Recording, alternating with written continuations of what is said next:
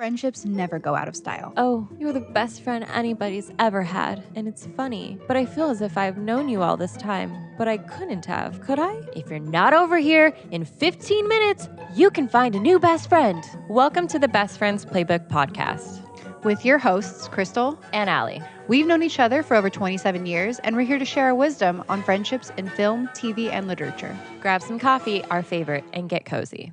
Welcome back to another episode of Best Friends Playbook podcast. Allie here. And Crystal. We're about to wrap up season 2 with part 2 of Harry Potter, the Golden Trio, Harry, Ron, and Hermione. We left off on book 5, movie 5, The Order of the Phoenix. I love this book. It's so good and so sad. It's the one where Sirius dies, right? So I love it and hate it. And then we also learn out Harry's, his fate. With the prophecy. Oh, yeah, we do, huh? Okay. Yeah. Sets it all up for the end. Yeah, when I first read it as a kid, I think I was in You're in high school, but I still had to read it twice. I was very confused about the whole alluding to one can't live unless the other dies or whatever. I was just very confused when I first read it. One can't live while the others survive. Survives. Yes. It was a lot when I first read it, so I had to read it twice. And then I was wait, Harry has to die. I don't remember being confused by it, but up until that point, it was actually, I think it is the biggest book when you look at the page numbers. I'm pretty sure Order of the Phoenix is the large. I mean, I could check right now, but you can find out the books are directly behind you. This one has 870 pages. 870 for the Order of the Phoenix. 759, so it's definitely Order of the Phoenix. Wow, that's insane. Because I feel like it took me forever to get through the 7th book. I mean, I also could have just been delaying it as we were re-listening for the podcast. But I think it just has a lot of really small chapters. That's why it felt longer. What's funny is now that I'm looking at how many pages there are, I remember that when I did read it, I was really intimidated by the fact that it was that many pages because I had never read a book that big, but it was so easy because, it's just so good and you just keep going and going. I remember when I was reading these books the first time around, I would sit there all day on a weekend, the entire day. And I got through it pretty fast. I don't remember if I reread it like you did, but it's a lot to load in one book. So yeah, it was pretty much eat, sleep, read Harry Potter, repeat. Yeah. That was all it was. Go to school, do your homework, come back, read Harry Potter. That's what it was for me. Yeah, exactly. Also say that it's my second favorite. I've never actually thought about my second favorite. For me, it's a toss-up. I don't know. I can't even really pinpoint what it is about Order of the Phoenix that I love so much. It's probably because we get so much serious. Probably, but he does die at the end. I mean, it's a bittersweet favorite. But this is where Harry starts acting moody because Dumbledore... Real emo. Yeah, Dumbledore doesn't want him to know anything because he fears and suspects that Voldemort can read his mind.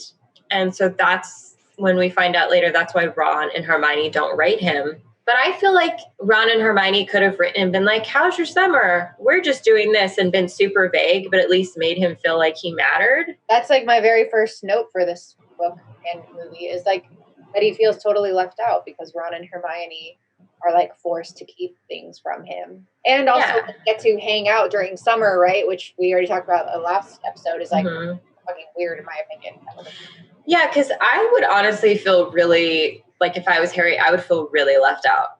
You guys are all here without me. And you, Harry already feels like an outcast because the number one crazy person in the world wants to kill him. And he has to live his life a different way than everyone. And now his friends are excluding him. And those are the only people he thought he could count on.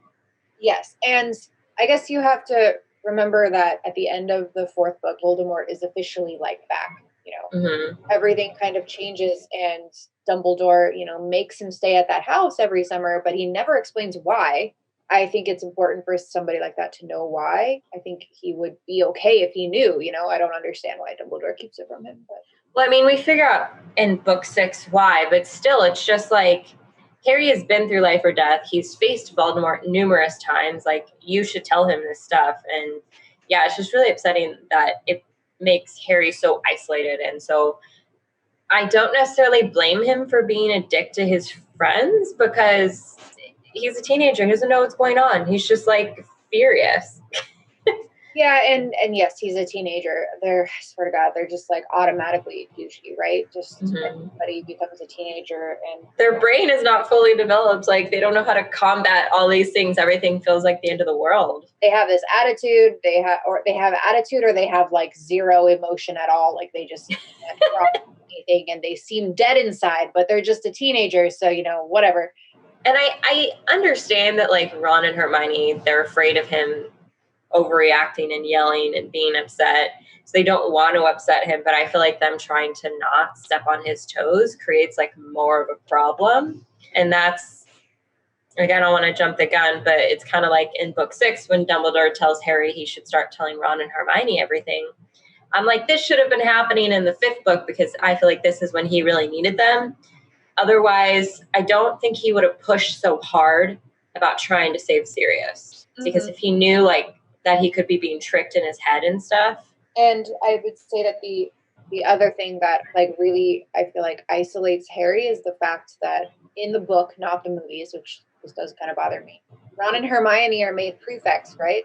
So they're automatically like separated from Harry, like from the train on. It's like they have this. Oh, sorry, real quick. What? I wonder if Dumbledore like purposely made Ron and Hermione prefects to keep them even more separate from Harry, so that way Voldemort couldn't see what was going on. Yes, he did.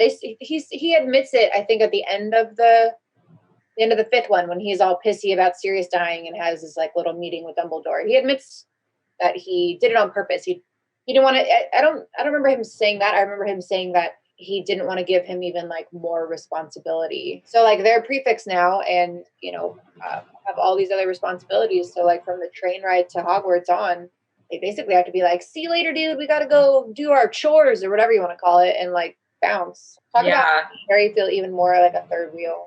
I would say at least with 5, what does happen is that Harry creates more of a bond with Luna and Neville because Harry and Ron aren't around as much. And I think that that's like important for him, especially so that way he doesn't feel so alone.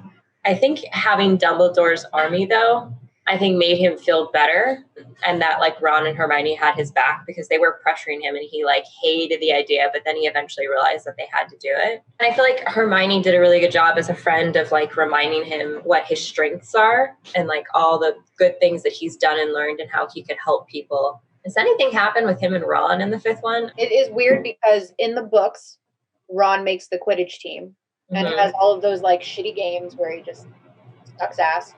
But in the movies, they don't show it until movie 6. And in movie 6, Ron's first game is the one where he does the liquid luck thing, which isn't how it is in the books. In the books, it's like the first game of that year, but it's not Ron's first game. Yeah, and my brain is now hurting because I feel like it's melding book 6 and 5 and 6 together simply because of what the movies did. But the point of Ron making the Quidditch team that I was trying to make was that he knows that he sucks, but Harry won't admit that he sucks. Mm-hmm. Like everybody's making fun of him, right? And whatever. But Harry's like, no, you're great. Which I'll admit, like I've always been like that kind of a friend that'll just, I'm not going to be like, yeah, sorry, you really shouldn't do that.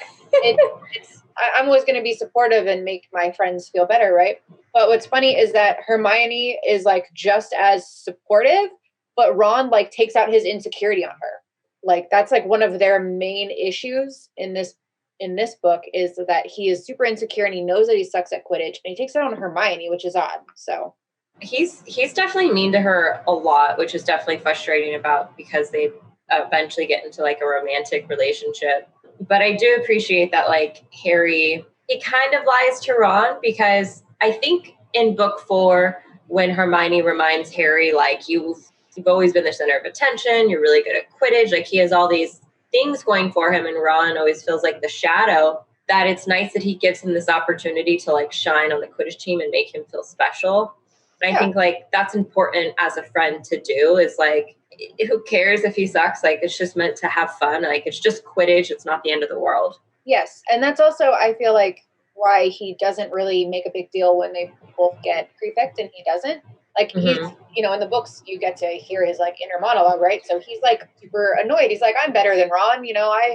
I excel in all these classes more than Ron does, and obviously Hermione is better than me, but whatever, but he's like definitely upset on the inside, but he never shows it to them. Yeah, he puts on a good face, and I think it's totally fair that he had those feelings and thoughts because everyone goes through them. But yeah, he made sure that he was happy. He like didn't want to ruin it for Ron.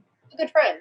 Even with all his like emo outbursts he has, especially when it comes to like, he's so determined that Voldemort's going to go after Sirius, especially after Mr. Weasley gets attacked. He like is certain that his visions are real at that point.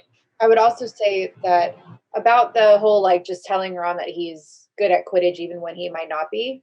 I am a believer in like if you put that kind of like positive energy out there, it can happen, right? Like I remember being in volleyball practice back in the day, and they're like, you just have to imagine, you have to like fully imagine in your head like 10 perfect serves, right? Each one, how many times you bounce it, you throw it up in the air, you make perfect contact, and you see where it goes. And then after they made us imagine all 10 of them, they make you do it. And I swear to God, it does work.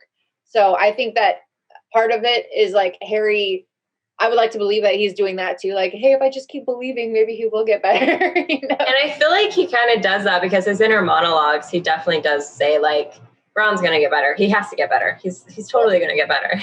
And he's seen him play at home, right? Like half of Ron's issue is just nervousness, right? And the anxiety that comes with playing on a team and doing it in front of a whole school. He knows that he can do it. He's seen him do it at his house, right? So I think that putting out that positive energy will like help him in the long run. Yeah, and I mean, like, stage fright is a real thing, especially because Ron is very in love with the heroism of Quidditch, like being the one who saves the goal or catches the snitch. Like, he loves that about Victor Crumb and all of his sports he follows. Mm-hmm. So I feel like for him, he wants to be that hero for Gryffindor, and he puts a lot of pressure on himself. I feel like Ron thinks it's the one thing that he could be better than Harry at. Like if he really let his anxiety go and just like performed, he could be better than Harry at it. But he can't with anything else really. Like he's definitely not better at school. He's definitely not better under pressure in like fighting circumstances. So Yeah, I feel like when it comes to games, that's where his confidence is, because obviously he was really good at a wizard's chess. I don't know why I said chest. Chess. So when it comes to games, like he's really good at that. And obviously he's been studying Quidditch really his entire life. So he's like, this needs to be my thing. So I'm definitely agree with you that I'm happy that Harry was supportive of him and had his back. I also put down for the book that Hermione kisses Ron on the cheek before his first Quidditch match. She does. I'm definitely annoyed that like there wasn't more flirtations and stuff in the movie between them, because there's a lot that happens in the book. And we kind of touched on this the last episode, but I'm going to say again because I fucking hate it. I don't like that they took out Hermione's entire subplot with the house elves, because that is this entire like plot for her. And then she goes on this like full on like I don't know what you call it, rampage of like, let's free the house elves. She makes buttons for them. She like tries to have like rallies and stuff, and tries to, and like I love all the clothes, get them to join her cause, and they're like, we don't want to be free. Like, yeah, they take her pin, but they like don't want to wear it. Yeah, and she knits clothes and like leaves them around the castle, right?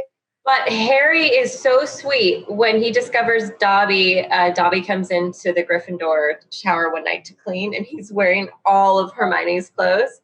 Harry doesn't tell Hermione. Yeah, I know. It was such a cute subplot, and I just hate that they took it all out.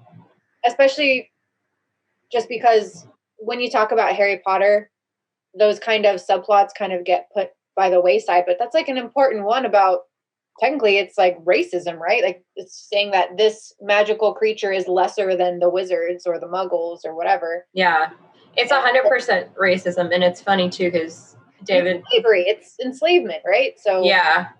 Well, and Carmichael and I were talking about it because apparently within British history, the way that they did their enslavement was that like they convinced the slaves that they liked this life and they like wanted to serve their masters.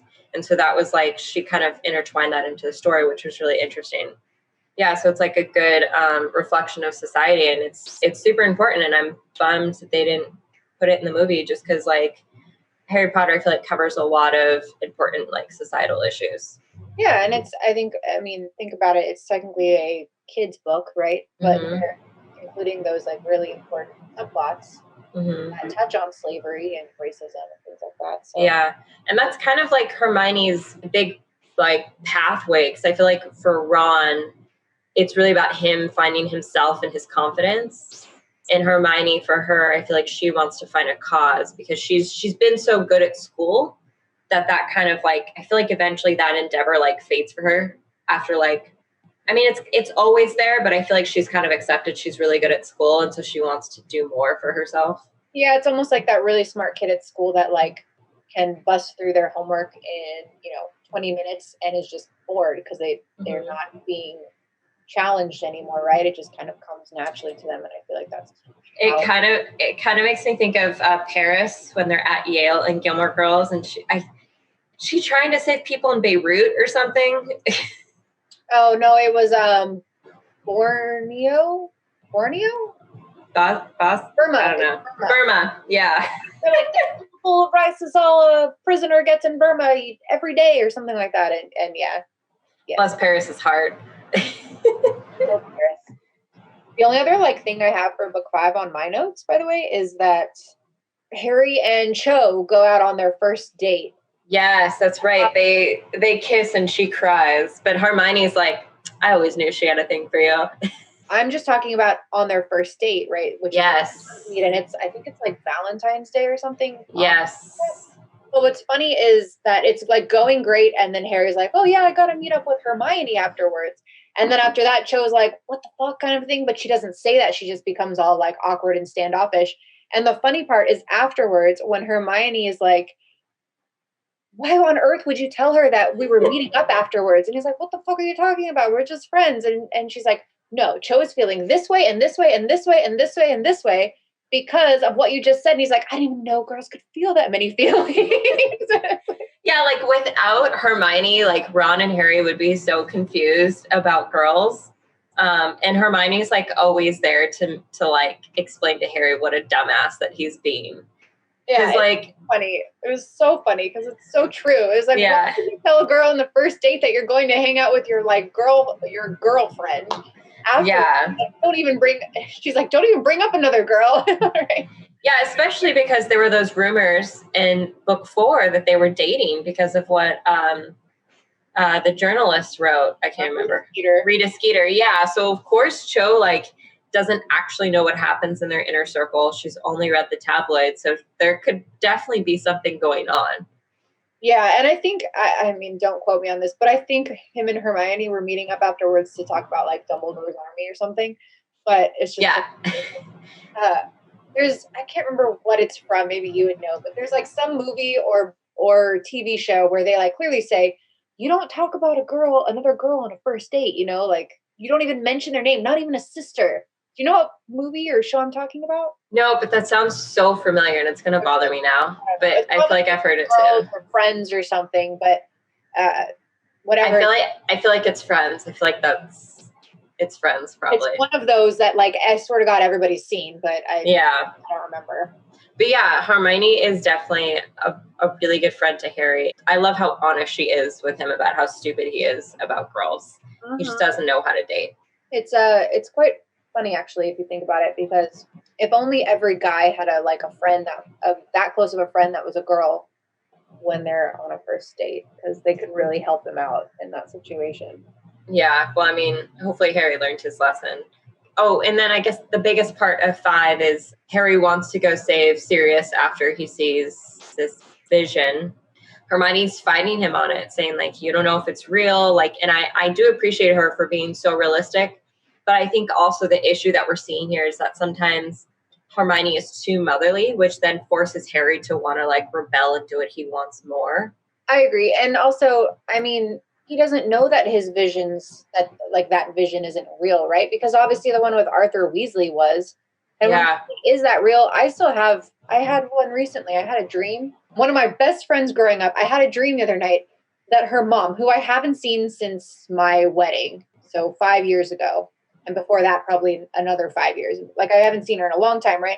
I had like a super vivid dream that her mom had a stroke and was like in a wheelchair and couldn't walk and barely speak anymore. And it was so real that I woke up believing it. And that's just like me, not in a movie or a book, right? So I'm just saying, how can you really like, especially when someone's dying or being whatever, how can you just like go, oh yeah, that's not real?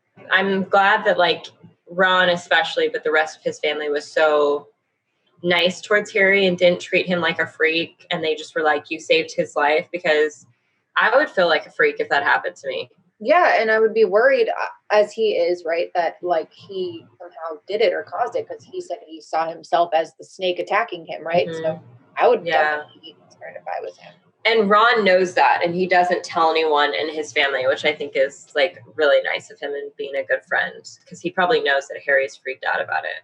But yeah, so then Harry's really pissed and he wants to go try and save Sirius, and eventually Hermione gives in. She's like, well, let's try and talk to him first. So I love that. I think it's like him, Ron, Hermione, Luna, Neville, and then the twins, like all help him get into Umbridge's office. And, hold on. This only happens in the book, but Ron sees the scars on his hands. Oh yeah. And he makes Harry tell him what's going on. Yeah. Which I think was like really good. And he doesn't normally confront Harry very often. So I was just happy that Ron did that and made him confess what was going on, because that's too much weight for Harry to carry with everything else going on. And honestly, I don't understand why he wouldn't tell his friend. Like, I'd be so fucking pissed. I'd be like, hey, this bitch is crazy. I want you to hate her as much as I fucking hate her now. Like, yeah, I don't know why he tries to bear the weight all by himself all the time. I don't know. I totally forgot about Umbridge. Like, what's funny is I think I was so focused on the trio that I have zero notes about Umbridge. I mean, she doesn't affect them too much, in my opinion. It's mostly Harry getting detention because he's just like, Voldemort's alive. Yeah, but she is like the main evil person in this. Yeah, like she's very aware that they have like the DA meetings going on and she's catching on to them. But so they break into Umbridge's office and they get caught. But Hermione, bless Hermione, she like lies, like she's crying, she's quote unquote crying. Just tell Harry, just tell Kate that I will. He's like, what is going on? Like, you tell her, because I don't know what you're saying. I feel like in that moment, Hermione learned to think on her feet. Like Harry's quick on his feet. He's very good at like solving problems in the moment. Pressure, yeah. Yeah, under pressure. And I feel like that was a good moment where she learned from Harry how to be good under pressure. Because then like when they start walking out into the forest, he's like, what are we doing? She's like, I don't know. I'm improvising. But then she leads them to Hagrid's brother, stepbrother, half-brother. And then once they lead Umbridge into the trap, their friends meet them in the forest so they can go after Sirius with we can't think of any Harry Potter words today. What are those horses that you can't see unless someone's died? Thestrals. Which, by the way, you have to really fucking love your friend or person to get on an animal that you cannot see and ride through the air on something that you cannot see at all the way to, where do they go? The Ministry of Magic, right? In London, yeah. That'd be fucking terrifying to like look between your legs and see nothing. Like, no. So. And I feel like it's a long train ride because they get to the train at 11 a.m. and they get there after nightfall. Oh yeah, it's far. I mean, I don't know how fast a Thestral flies or anything, but it's definitely a far. It's at least, I feel like 4 to 5 hours on something where you can't see it and you just are seeing straight to the ground. They don't tell you time in the book. It's just like, okay, we're flying through the air. Don't say how long it's going to be. But yeah. But yeah, that's a lot of trust. Yeah, that's a true friend right there. I don't know if I would just get on something that's scary. Yeah, and I mean, this is, the second time Ron has done something like this because he already stood up to the spiders for Harry. Ron is a true Gryffindor. Yeah, him and Hermione both, because they're always putting their lives at risk. Man, I should have had coffee like you. I'm drinking kombucha right now out of my mug that you gave me. Yay. Kombucha sounds so good. I just ordered a lot of snacks because quarantine, eating emotions stuck inside. That's me last night. Anyway, so yeah, they get to the Ministry of Magic, and I honestly, I don't, it's so much that happens, but all these 5, Harry, Ron, Hermione, 5 of them are, no, Ginny's there too. Neville, Luna, and Ginny. There's 6. Yeah, so 6 of them. I mean, they all work together really well as a team, trying to take care of each other. It's really funny when Ron, he touches, something happens to him and he's all like silly and he can't stop laughing, and then he drops the prophecy. I don't know if he drops a prophecy, but I can remember him like touching the. Yeah, he's messing with stuff. That they all definitely, like all 6 of them, put their lives on the line, and they work together really well as a team to try and get out of this crazy mess they've gotten into.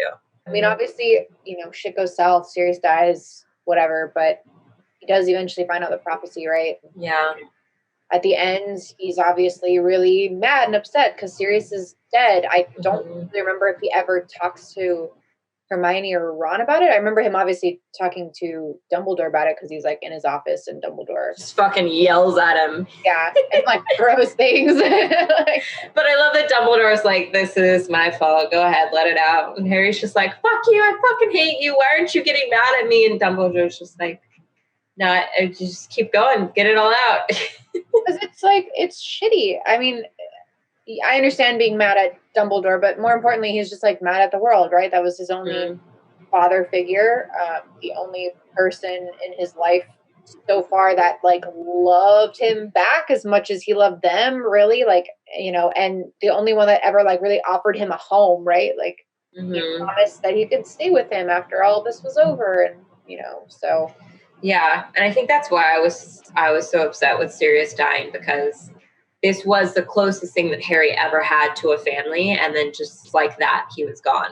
Yeah, and saving him, because he went to save Sirius, but Sirius wasn't, needing to be saved. So, I mean, at the end of the day, it's all Creature's fault, but it's also not, because he's been he's been abused and put through peril. He didn't know. He just wanted love. But it's just so sad. It's just like so sad because now, like, not only did he lose him, but he feels like it's his fault. And and Harry already feels like everyone dies because of him. Like Cedric Diggory died before. I don't know about you, but I don't really remember him talking to Harry or Ron or Hermione about it. And we'll just go ahead and go into book 6 because we're already there. Hermione tries to get him to talk about it a few times, and I think he like basically tells her like, leave me the fuck alone. Like in the beginning? Yeah. Fuck. I love 6. I don't know why. I think 6 is my favorite. Yeah. My second favorite. I love 5, but I just also love 6 just because like I love that, and they don't have this in the movie because it really pissed me off, is there is so much more that goes on between Harry and Dumbledore in the books, because they spend so much time together trying to figure out the Horcruxes and trying to figure out Voldemort, like the going back in time stuff, and they just barely they do like maybe a third of it in the movie. I think that's the biggest issue with 6 is that we do need more time with Harry and Dumbledore figuring out the Horcruxes, because they speed over it so fast and it's almost like not a big deal. And bless the actor who plays Dumbledore, because he's so good at maneuvering that kind of shitty writing where like he knows how to hit those points. So then when the big news comes, he like is able to get it out and it's not feel rushed or just terrible, because that's what it is. It's because I told you in the last one I watched them with Jason, but he hasn't read them. So when we are like watching the movie, I had to keep pausing it and being like, okay, so just so you know, like they didn't show this, but they went back in time and saw, like, they did show the one where Voldemort is an orphan at the orphanage, right? But then they don't show him go back to the house that his great great grandfather like lived, his grandfather technically, yeah. They don't show him go back there and take the other Horcrux. They don't show him befriend the lady that ends up having the cup, the old lady that like collects shit, and she has Hufflepuff's cup, I believe. Yes. They don't show him go back to Dumbledore and try and get a job at Hogwarts after he graduated, which was like a big, well, he does it then, and then he does it way later on. They don't show either of those in the movie. So. And they also don't show that Harry is slacking off and not getting the information from Slughorn, and how much Dumbledore keeps getting mad at him and telling him, like, we need this, otherwise we can't move forward. Yeah, and they also don't show like the entire how Voldemort came to be a being, right? The whole backstory with his mom and his dad, and how like she fucking tricked him into loving her, kind of a thing, and then got abandoned by him. They don't show any of that, so it just feels like so underdeveloped as far as a storyline for Voldemort, right? Even Cave, right? They go to, that's like the climax of 6, and that's how Dumbledore, kind of basically gets weakened so that he dies when he goes back to Hogwarts. But they don't show any of the build up to how that cave got picked, or like why he put that Horcrux there, any of that. And that's honestly like what the main story the movies decided to base everything off of, was just Harry and Voldemort. And so it's definitely a bummer that they took out all those important parts. Like Voldemort is such a like perfect bad guy, but they don't show any of how he got there, like they just like touch on it a little bit here, a little bit there, but there's just so much more that goes into how he became who he is, and they don't show any of that. Super annoying. Yeah, it's bullshit. Sorry, that has nothing to do with the Golden Trio, but it really pissed me off. So fair, we're attached. We can have these tangents. I'm sure a lot of people listening feel the exact same way. Yeah, the book was just so much better than the movie, and I don't hate the movie. I just hate how much they left out of the movie. So yeah. I also think they could have done a better job in explaining the Horcruxes more in the movies, because I really had to kind of like re-go over them with Jason, especially because like I said, they never showed the Helga Hufflepuff cup backstory. So it was like, because what is that cup? Like, why the fuck are they looking for this cup right now? And why are they looking for this headdress? And, me and David were also annoyed that they don't put too much attention on the fact that Harry can hear the Horcruxes, because he is a Horcrux and he can sense them. They only hint on it like once or twice, and we're just like, missed opportunity. Totally. They don't even explain why the locket's important, and they carry that fucking locket around for like the entire 7th movie. 7 part 1, whatever you want to call it. Yeah. Anyways, Harry, Ron, and Hermione. I mean, I feel like most of it is Ron and Hermione having sexual tension, because he finally gets attention from a girl, Lavender, and he won't stop snogging her. Hermione's super jealous. Harry hates how much they're bickering, but Harry is also really sweet, because like he knows that something's wrong with Hermione, so he goes and checks on her.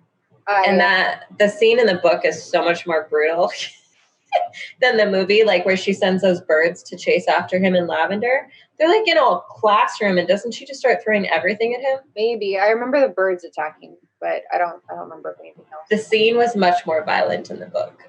Yeah. Well, it was fucked up. And like, so I have things that lead up to that though. Like Ron is super upset that Hermione has kissed a boy. But if you notice, by the way, he doesn't fucking care that Harry's kissed Cho. Like, talk about double standard. Yeah. But I mean, the whole point is that nobody's supposed to know that right now, right? So it's like, if you don't play your cards right, you should be just as pissed at Harry. So I feel like that kind of not having that experience at his age, like kind of spurs him to like go after Lavender so that he can have his first kiss and not be like the uncool one, and have Hermione be like jealous of him for a change. But it just ends up backfiring terribly.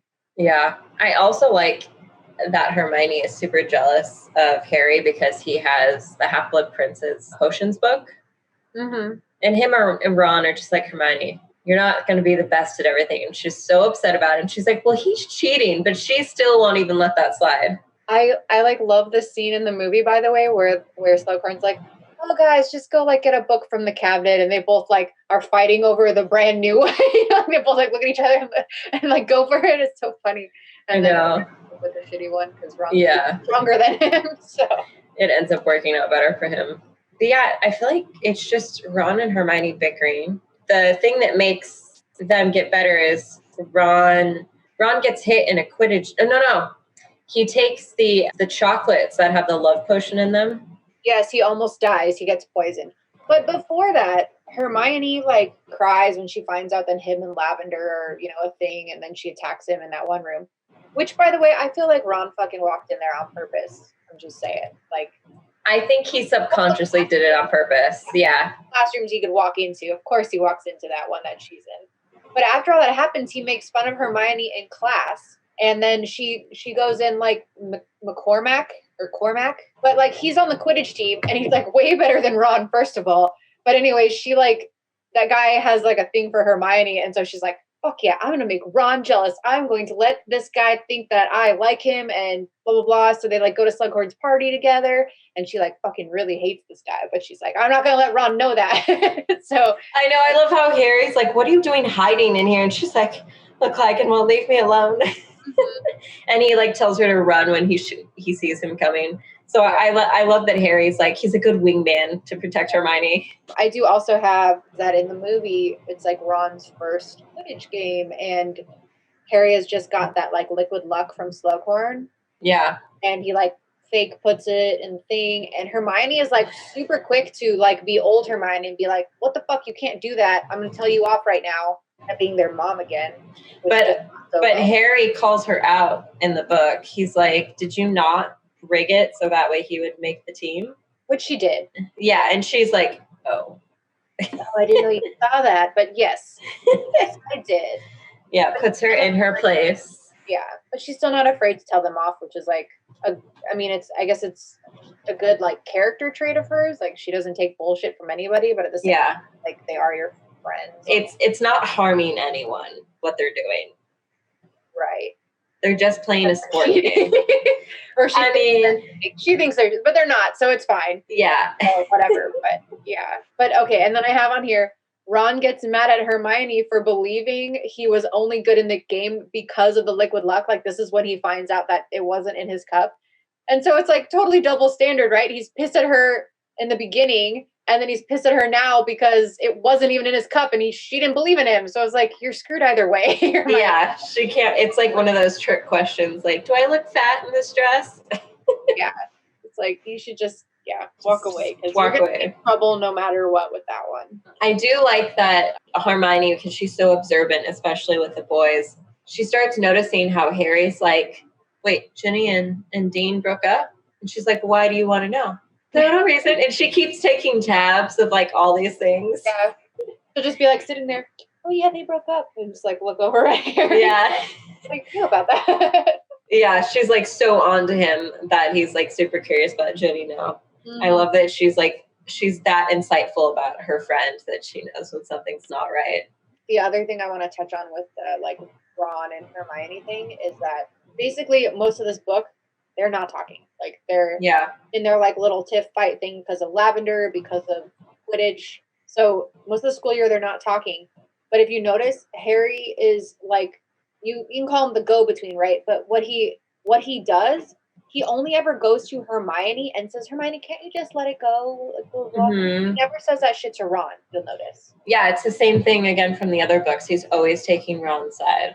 Which is so annoying because in my opinion, Ron is far more jealous as a person than Hermione is. So it's like, what the fuck are you doing? Like, he's just as annoying. So if not. Yeah, and we even hear Harry's inner dialogue about it, where he's aware that his friends like each other. He doesn't know if he wants them to like each other because then what if they break up and then they're going to fight more? That's like always the scary part.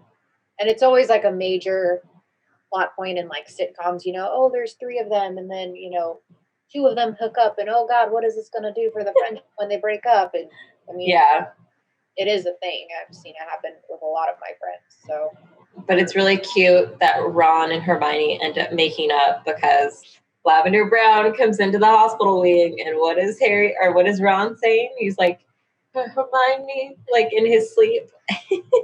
Thank God Ron got poisoned, I guess, right? Yeah. And then it's funny too because Hermione is like such a good person though. She's like, you haven't broke up with Lavender yet? And in the book, because they don't do this in the movie. And he's like, no, I'm too scared to. And she's like, Ron, you have to face her. Like, you have to break up with her. So she at least reminds him that he still needs to be a good person. Yeah, and I mean, it's like the classic, like, when you date somebody crazy, you have to, like, figure out how to dump them in, like, in a way that doesn't set them off. Yeah. Lavender gives Hermione and Ron so many dirty looks when they start sitting together in the Great Hall. Yeah. In the movie, it's so funny because she's, like, sitting back there and doesn't she, like, break a pencil or something? Yeah. Like, looks, like, slightly crazy. Yeah, it's a little terrifying. You're like, what is she gonna do to you? I don't really like the character of Lavender Brown at all, but I really liked the girl that played her in the movies. I thought she did a good job. Yeah, she was a really great actress. I liked her a lot. I only have one more thing on this book, and it's a pretty big one. Harry and Ginny start dating. A big one.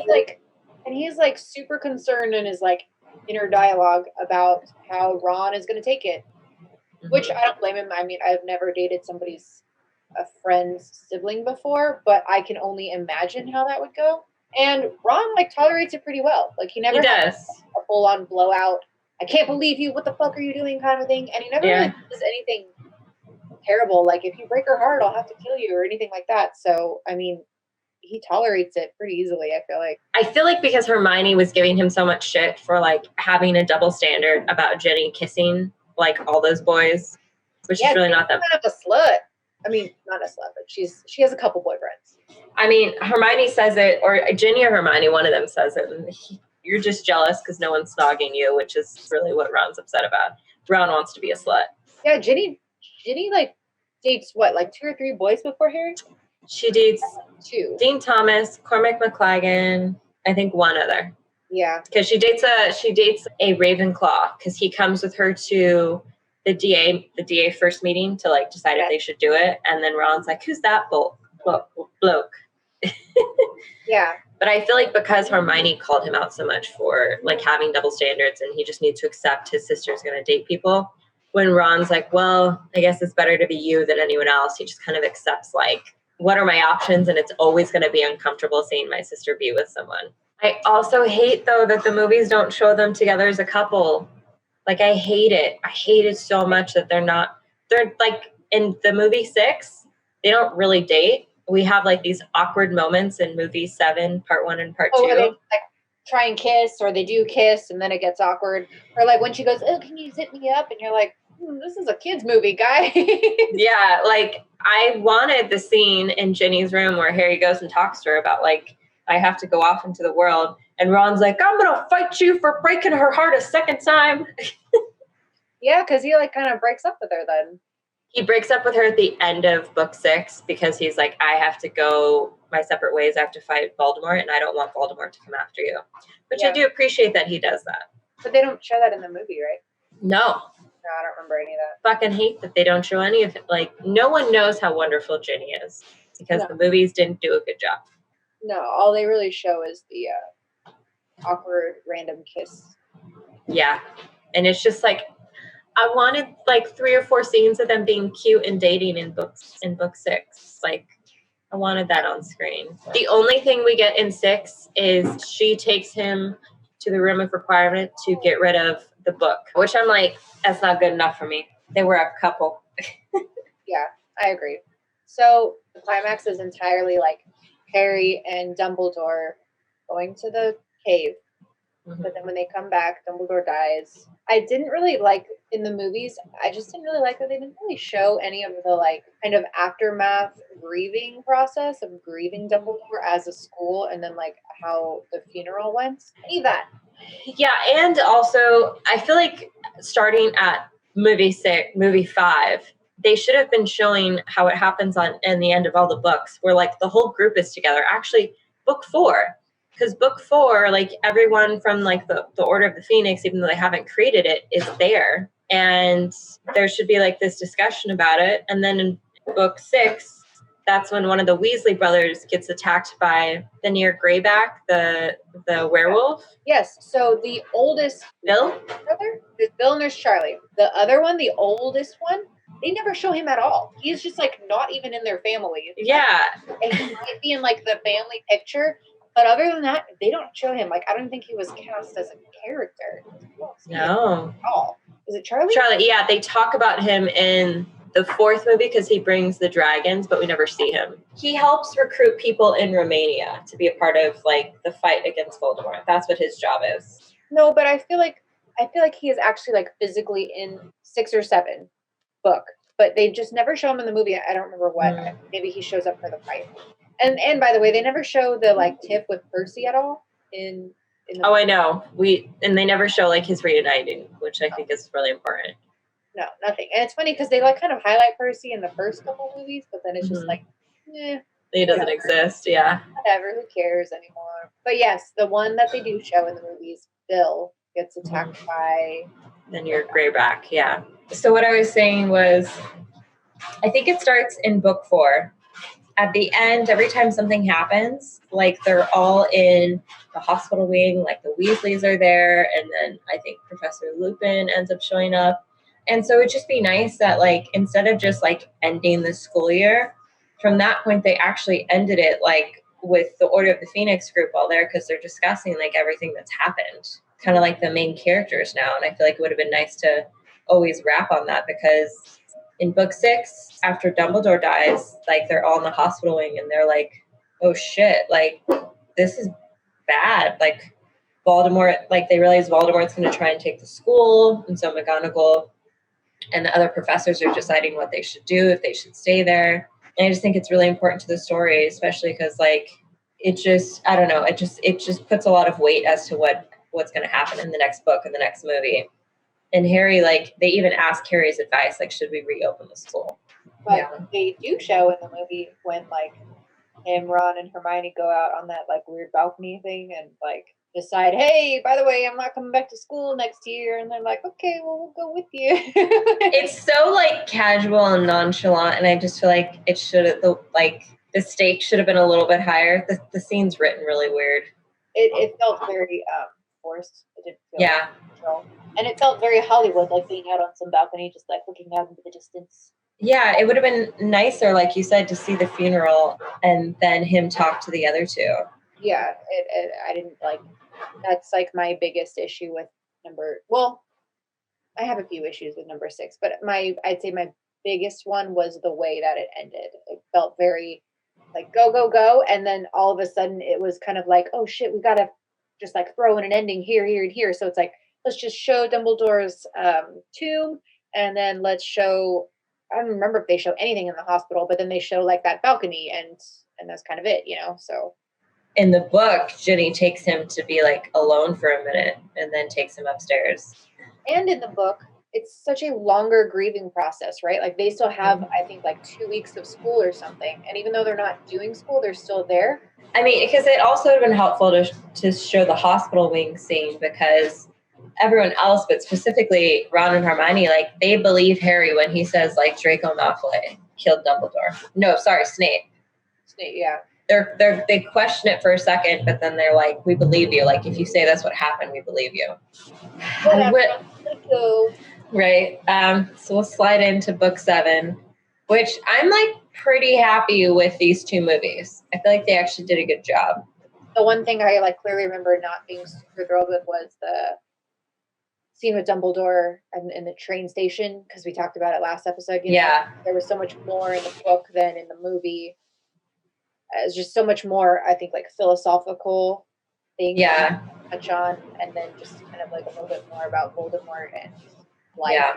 So in book 7, when Harry eventually finally gets to the Weasleys, I wish they had done more of this in the movie, because I think it's important for their friendship, where Harry like keeps trying to get them to not go with him. But just for purposes of continuity, when they are taking Harry from his house because he turns 17 or whatever. Yes. Basically not the whole order, but a big chunk of the order shows up at his house, right? And they're like, hey, by the way, you're about to turn 17 and we got to move you. So here's all these people that are going to be you. And they're going to be like the targets, basically. And we're going to, help you escape. And we're going to go to these different like sub spots. And then you're going to go on to this main spot, right? So it's like this whole plot, and it's just nice to see. I mean, obviously Ron and Hermione are there, but just the other people that are willing to sacrifice themselves to make sure that Harry doesn't get caught or killed. So but I mean, especially Ron and Hermione, because those are his best friends. So and we have to give a special shout out to Hedwig, because he dies. So does Mad Eye Moody. I know, we get so much of him in book 5 and 6, and then just he dies, and it's like, no. So that happens, right? And then you're saying that he keeps trying to tell Ron and Hermione that they can't go with him, even though they've agreed this is their life. And he's like, no, no one else is going to die for me. So he's a little bit of Emo Harry's back. I think as a friend, you obviously want your friend there, especially for something that important in your life, right? And that's something that's scary. But at the same time, you don't want to be responsible for them. You certainly don't want to, if they died because they decided to go with you to do this thing that like maybe you could have done on your own. You don't want that kind of guilt on your conscience. But I do like that Ron and Hermione remind him, like, they are not being forced to go. They are making their own personal choice, their free will to do this. And he needs to accept it and get over himself. And it's like not even a question. It's like, yeah, like school's already starting and we didn't buy anything. Yeah. I know that, like, Ron goes through this whole elaborate plan to make the ghoul have what kind of pox? It's not right. I think it's called splattergroit. Yes, it sounds so gross. It does sound disgusting. Yeah, they have like this whole plan to like it sounded like to hide it from his parents, right? Like that was not entirely from his parents. It's so that way, like, in case the Death Eaters come to their house, they don't know what's going on. Yes. So they don't torture his family for information. The other thing that was actually the first thing I wrote for book 7 was that Ron and Hermione are super like coy with each other in the beginning of this. Oh, that's right, because Ron read that book on like how to date girls. I don't even remember that. I just remember that they're like super coy with each other. They're like super polite and like give each other these like cute little compliments. And yeah, I guess it is because he read that book. Yeah, the twins gave it to him as a gift. But Ron is like still super jealous when she talks about the fact that she still like keeps in contact with Victor Crumb, yeah. But it's just cute because they're like, you can tell like it's gonna happen. They're finally willing to like face their feelings, even though they haven't really yet. But they're getting there. They're getting more comfortable with it. Yeah, and Ron, because he read the book, he stopped being such like an idiot with her. Mm-hmm. And he stands up for her a lot more. Like you said, they are like super insistent on going with Harry to find the Horcruxes. And, in the beginning, it's all like super great because they have that one to kind of go off of. And I think they did a really good job of this in the movies. As time goes on and like nothing really comes of anything, mm-hmm. Ron and Hermione like clearly get more and more frustrated. Like there's a lot of scenes of them like looking at each other like, what the fuck are we doing here? Harry, can't you think of something? Blah, blah, blah, whatever. And just like nothing comes from it. And we're talking like months down the road and they're super frustrated to the point where Ron finally like snaps and like bounces. He's like, I'm out. I'm done. You're supposed to know what to do. Like you spent all that time with Dumbledore and like for what kind of a thing. And yeah, I mean, frustrating for Harry too, but yeah, and it didn't help that he was wearing the necklace. That made it worse. But it was super vague. So, Yeah. It was sad though, because like Hermione starts crying about it. She doesn't talk to Harry for a few days.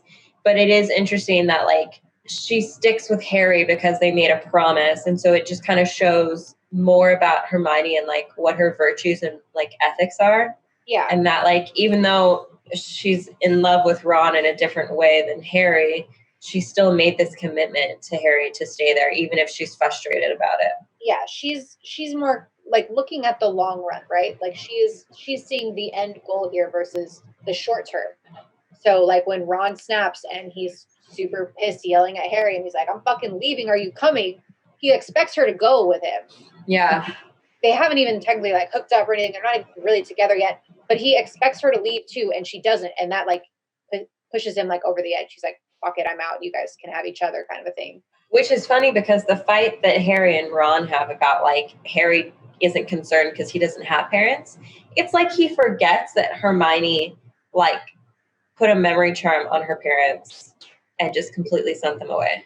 Yeah, they really don't show that in the movies at all. Like they talk about it a decent amount, I feel like in the books, like she erases her from her parents' lives and sends them to Australia, like far away. Like she doesn't know if she can ever get them back. That's the huge sacrifice that she made for Harry. Yes, but they don't really show that. They just show her kind of erase their memories in the movie, nothing else. I got confused by this. This is like a very small technicality thing, but I think it's in the books. I don't know what charm she does on her parents, because then later on, when they go into the cafe after they leave the burrow after the wedding, and they don't want to kill So like, yeah, the tracker guys. So she does a memory charm, but in the book, she says that she's heard of a memory charm, but she's never done it. I know. Yeah. I picked up on that too. Yeah, and I was like, but what did you do to your parents? And I'm so confused. She even says obliviate, like in the movie. Yeah. It clearly says it. Yeah, which I've noticed in the movie that they actually use a lot of the wrong spells because, it's again, being super nitpicky, but in movie 6, when Harry is doing alchemistic lessons with Snape and he gets mad at Snape, he snaps back and says Protego, and then it goes into Snape's mind. That's not the spell for occlumency. It's it starts with like an L or something. So I've noticed the movie sometimes will just throw around random spells. And it's like, you think we're not going to notice? We're like the number 1 students at Hogwarts. It is probably to benefit all of the people that haven't read the books, right?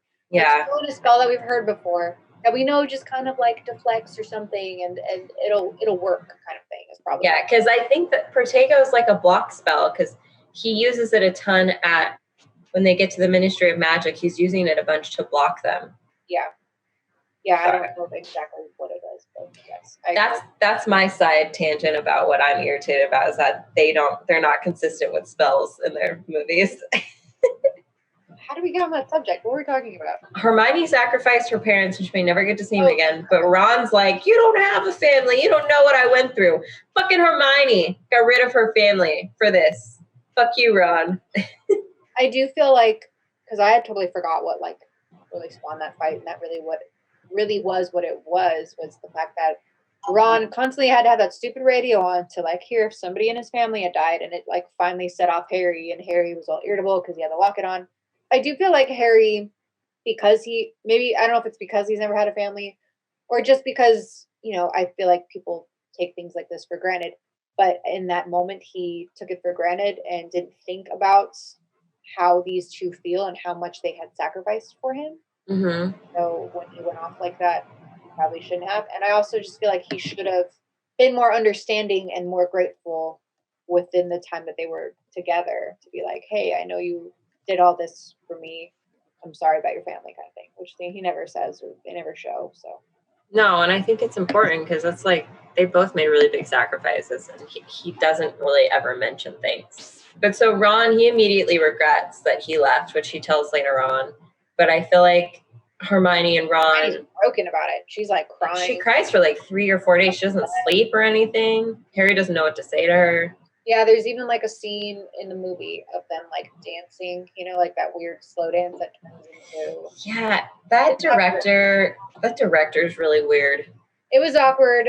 I mean, it wasn't terrible. It got the point across, but I feel like it was just like an awkward slow dance that I don't feel like teenagers ever do to... No. No, so...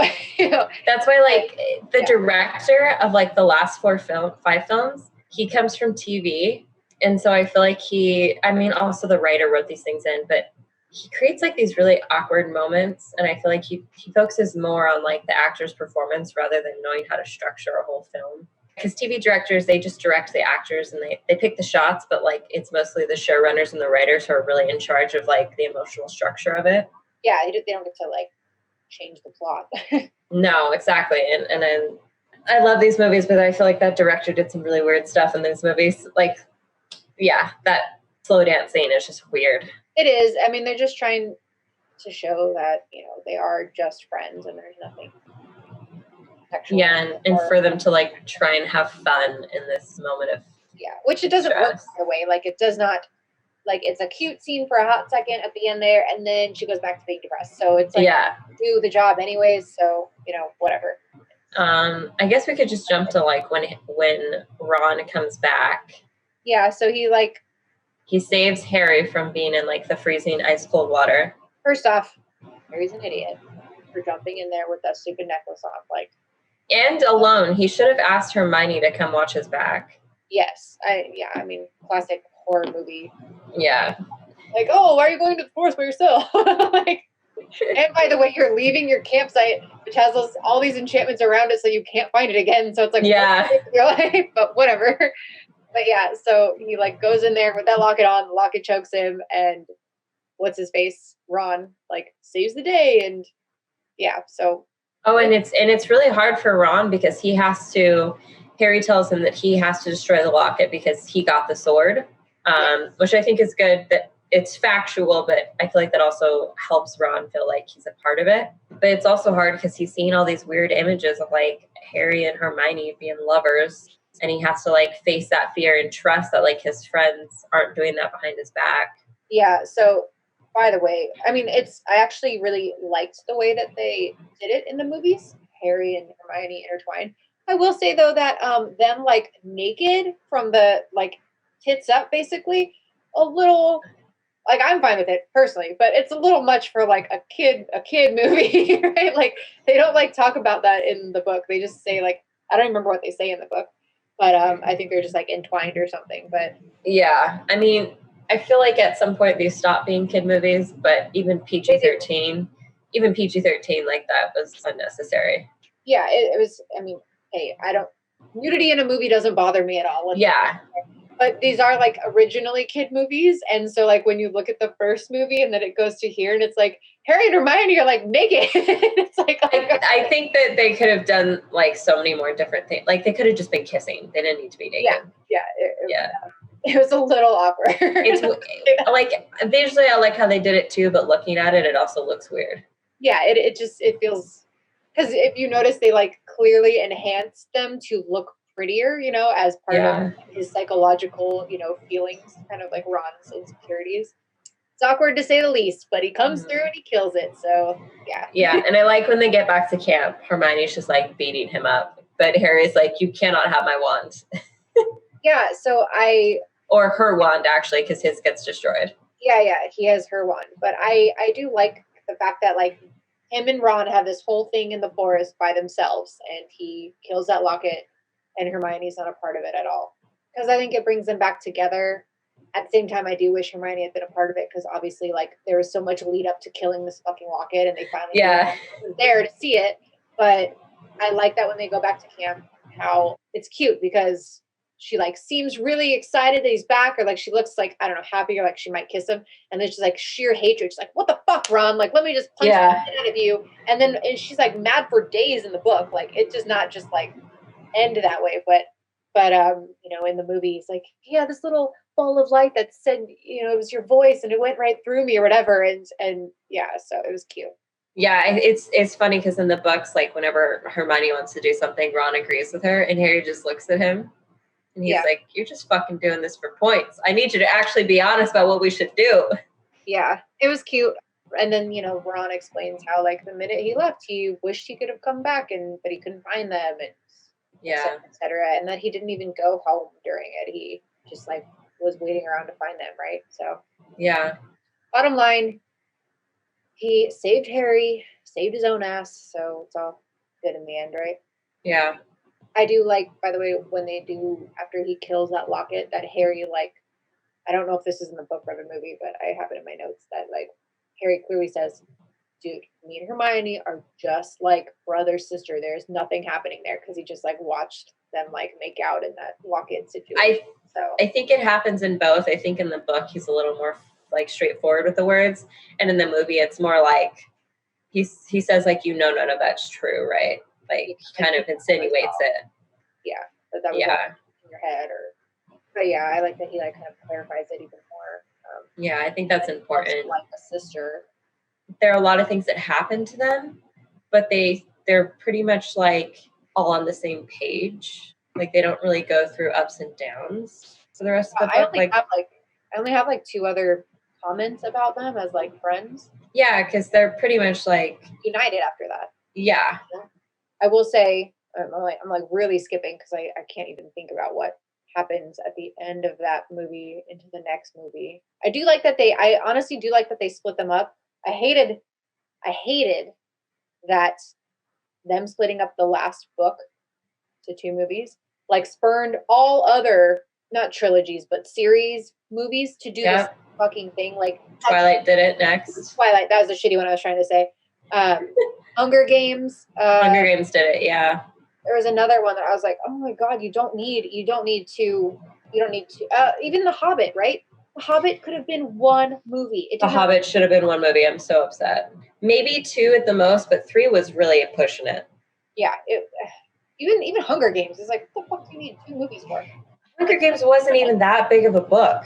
Yeah. The books are like that big. Harry Potter's like this big. Which those movies kept getting more ridiculous. I never finished them. I did, but I also read the books. So yeah, I just finished the books, and then like I got annoyed with like how inaccurate the movies kept being that I just stopped watching. But anyways, I can't really remember how part 1 closes out with Dobby dying. That's right. Going to Gringotts, getting the sword, Dobby dying. Rest in peace, Dobby. So the Gringotts thing was after that. Yes, because they have Bellatrix's wand. Because their whole like plot, the whole way that they plan that is at that beach house after they bury Dobby. So that's how it starts out in the last movie. Mm-hmm. So I'm just trying to figure it out because I only have one note, and my one note is like when Harry goes to sacrifice himself. So well, I just came up with 2 more. I'm writing them down so I don't forget. Okay, so the first one it's kind of a small one, but I think it's important. Once again, because they didn't put spew into the movies. That's Hermione's house elf freeing thing, yes? Yeah. In the books, Hermione is the one that teaches Harry to be kind to Creature because she understands them and what they've been through and like all their torture and abuse. And if Harry hadn't have done that, he wouldn't have gotten all the information that he needed about the first Horcrux, which was to go to the Ministry. And so I think that like, again, that's like an oversight on Hermione and like how smart and intuitive she is. And she really is the brains of their group that helps them get from one step to the next. She helps make sure that Creature has their back and he knows what's going on. But to piggyback off of that, just the whole house elf thing, not only does she like educate him on how Creature feels and whatever, but like by the end of them staying at Sirius's house, they get so attached to Creature. Like Creature's like making them dinner every time when they come home and stuff like that. That when he is like gone, he's like worried about him and misses him. And this is the house elf that like betrayed Sirius, right? So yeah, truly like learns forgiveness. Or, like, and I just love that Hermione teaches them that lesson. And then the other one is just because like Ron and Harry have so many side quests together. Obviously, like we have the one in the 3rd book where Hermione like does the time turner and her and Harry like help save the day.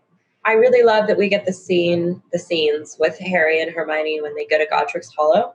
Yes, yeah. He gets to like see his childhood home, and they go to the graveyard, and then they have all that stuff that happens with Mathilda Bagshot, aka the snake. And so I just think that's an important adventure for their friendship because they don't have a ton of those together. It is cute because I feel like it really solidifies that brother-sister kind of connection. Mm-hmm. Like she is like clearly comforting him through this whole process of seeing his house, seeing his parents' graves. Yeah, and when they escape, she feels so bad that his wand was part of the explosion.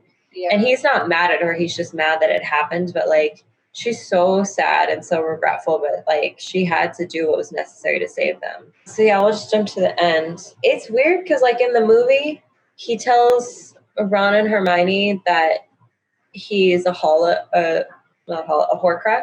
But in the book, I feel like he completely avoids them. Like he puts on his cloak and he just walks out there on his own and does it. I don't know if this is from the book or the movie. But I just put that Hermione hugs him goodbye before he goes into the forest to sacrifice himself. And she's like crying, like she knows. That's the movie. I'm not one to like really cry in books. I mean, it has to be like horribly sad. But he like straight up made me cry. Like him just talking as Harry, right? Like him realizing that he has to sacrifice himself. And not only that, but when he goes into the forest and then uses the stone and brings back all of his dead family members.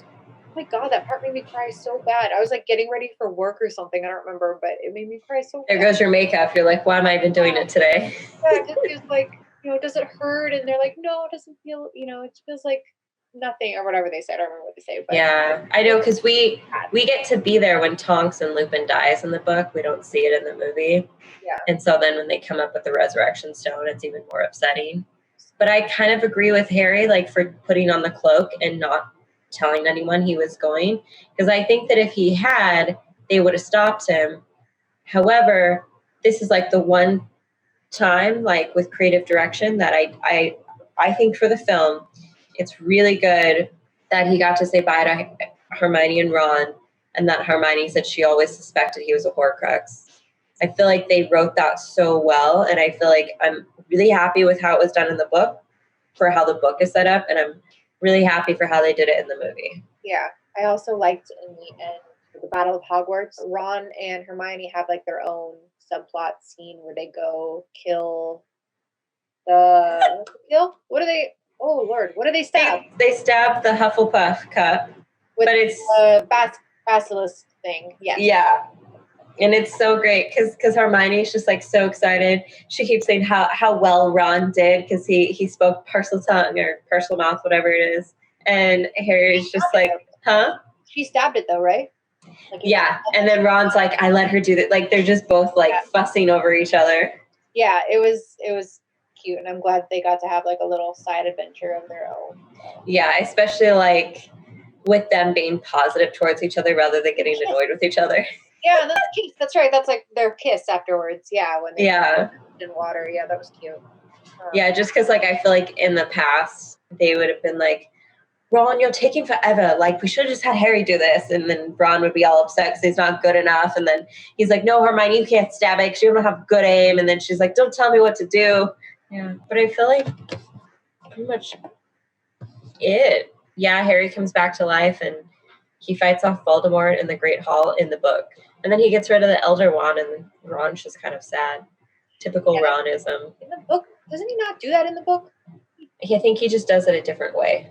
Now we can't remember. I'm taking more notes at the end, but I was too sad, okay? It was a lot of snot. And it was like, for me, it's not even like yes, the plot is sad, but it's also like the fact that I was getting to the end. Like whenever I get to the end of a book, I always like put it off more and more and like read it less and less because I don't want it to end, so. Oh yeah, it took me forever to get through book 7. Like the other ones I was like charging through, but by like book 5, that was like taking my time. I was like, I don't want this to end. But Harry Potter, like people always think it's all about magic, but what it's really about is love, right? If you notice that underlying everything has to do with love, from like the way his parents sacrificed himself to Voldemort not having any, to Harry growing up not experiencing it and then experiencing it. And I also think it points out too that like there's not really good versus evil. You have a choice on how you choose to live your life. Because that's what Dumbledore always tells Harry, is that you're not the same as Voldemort because you continue to make these different choices. Yeah, and you're not like Voldemort because you chose love, right? You chose to care about these people instead of letting your shitty circumstances define your life, which is entirely how life is, right? Everybody makes a choice, and I don't know. I just love the fact that it's not just clear cut. It's not just all about magic and just fucking around. It's like clearly a great story about sacrifice and love and caring and growing as a person. Yeah, that's why I love fantasy, because if you lift the fantasy genre off of it, you still have a great story. You can put any skin on it.